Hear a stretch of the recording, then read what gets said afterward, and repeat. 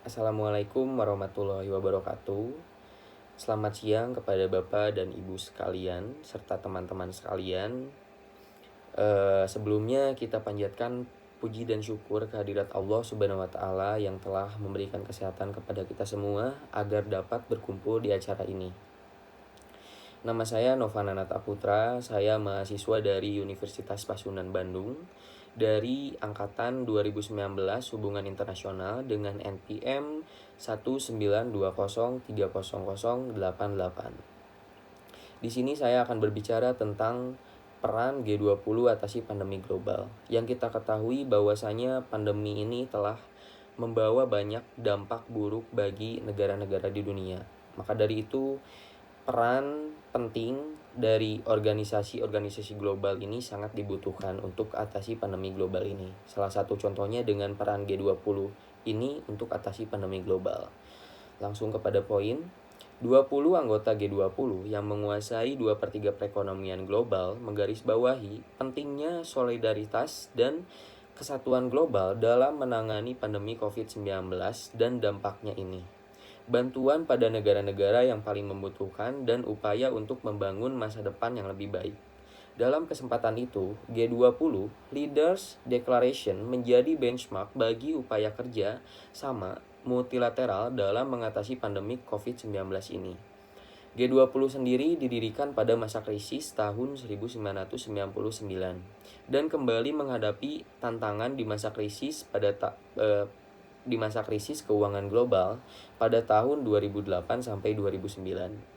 Sejak saat itu hingga kini, G20 ini telah memainkan banyak peran penting dalam kerjasama internasional dan mengambil tanggung jawab kepemimpinan global di masa-masa krisis. Indonesia bergabung sejak awal G20 dibentuk dan merupakan satu-satunya negara ASEAN yang menjadi anggota forum global yang mewakili 85% PDB dunia dan 75% perdagangan global.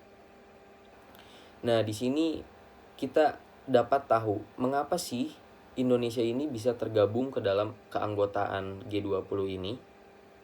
Selain faktor populasi penduduk dan potensi ekonomi yang besar, daya tahan Indonesia dalam menghadapi krisis ekonomi menjadi faktor penentu yang menjadikan Indonesia sebagai anggota G20.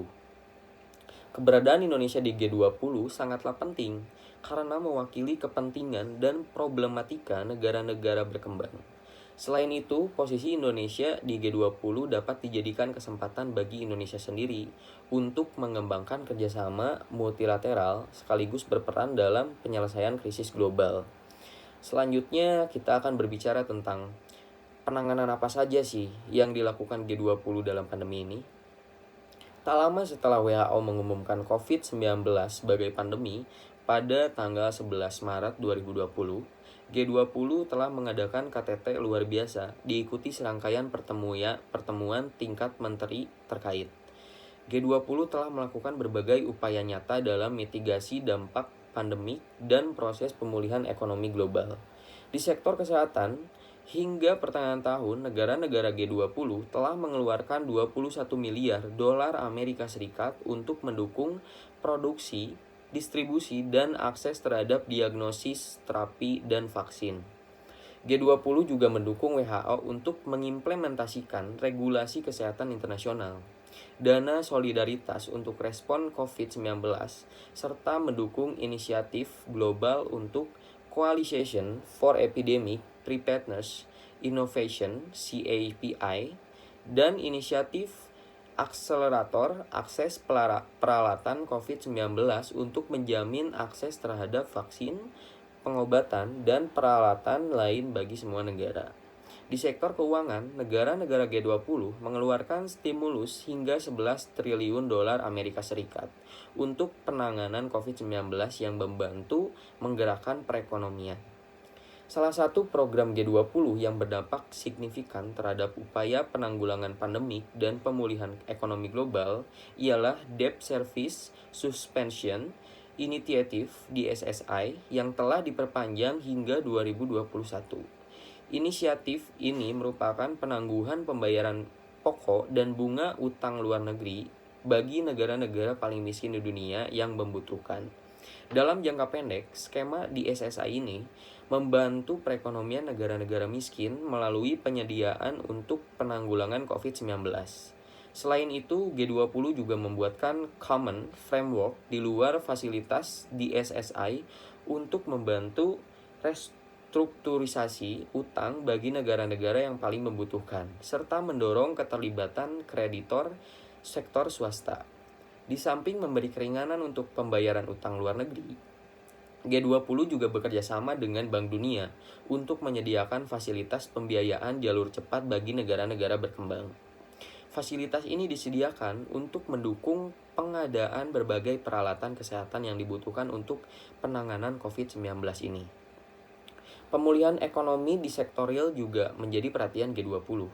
Di antaranya terkait dukungan digitalisasi bisnis UMKM, upaya memperlancar perdagangan internasional di tengah meningkatnya proteksionisme global, dan membangun ketahanan rantai nilai global di tengah pandemik ini.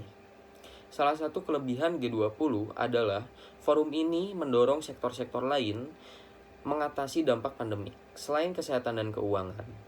Pada sektor energi, G20 memberi perhatian pentingnya pasokan yang mencukupi, stabil, dan terjangkau untuk layanan kesehatan. Pada sektor pertanian dan pangan, G20 berkomitmen untuk tidak menerapkan pembatasan ekspor atau bea tambahan bagi produk-produk untuk bantuan kemanusiaan. Pada sektor pariwisata, G20 mengeluarkan pedoman aksi perjalanan yang aman dan lancar sebagai bagian dari pemulihan krisis. Berbagai langkah yang dilakukan oleh G20 mendapat perhatian dari masyarakat dan organisasi global. Sekretaris Jenderal PBB Antonio Guterres sependapat dengan langkah G20 tentang jaminan ketersediaan dan keterjangkauan vaksin bagi semua. PBB juga mengapresiasi inisiasi G20 tentang penangguhan utang bagi negara-negara miskin yang terdampak pandemi, bahkan meminta agar layanan ini diperluas bagi negara-negara lain. Selanjutnya, langkah ke depan apa saja sih yang diharapkan dari G20 dan negara Indonesia ini? Meski bukan forum multilateral yang mengikat secara hukum, peran G20 untuk atasi pandemik ini sangat dinantikan oleh dunia. Karena itu, koordinasi dan kolaborasi anggota G20 dalam pengembangan vaksin yang dapat diakses oleh semua secara terjangkau menjadi agenda penting yang perlu disepakati dan direalisasikan. Selain itu, koordinasi diperlukan untuk menyelaraskan langkah dan dalam mengatasi pandemik dan dampak sosial ekonominya. Untuk membantu pemulihan ekonomi global jangka menengah, perlu kiranya bagi Indonesia menyuarakan agar G20 berperan aktif lagi dalam upaya mendukung pemulihan ekonomi global melalui pemungutan struktural. Salah satu yang perlu diperhatikan adalah mengurangi proteksionisme pasar negara maju bagi produk-produk impor dari negara miskin dan berkembang. Selain berpotensi mempercepat pemulihan ekonomi secara miskin dan berkembang, upaya itu diharapkan mampu menekankan debt service ratio mereka pasca pandemi COVID-19 ini.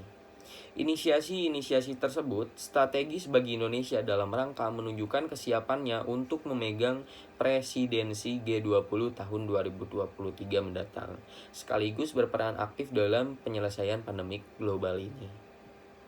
Sekian yang bisa saya sampaikan dan paparkan kepada Bapak, Ibu, dan teman-teman sekalian. Mohon maaf bila ada kekurangan dari saya. Terima kasih, semoga bermanfaat. Wassalamualaikum warahmatullahi wabarakatuh.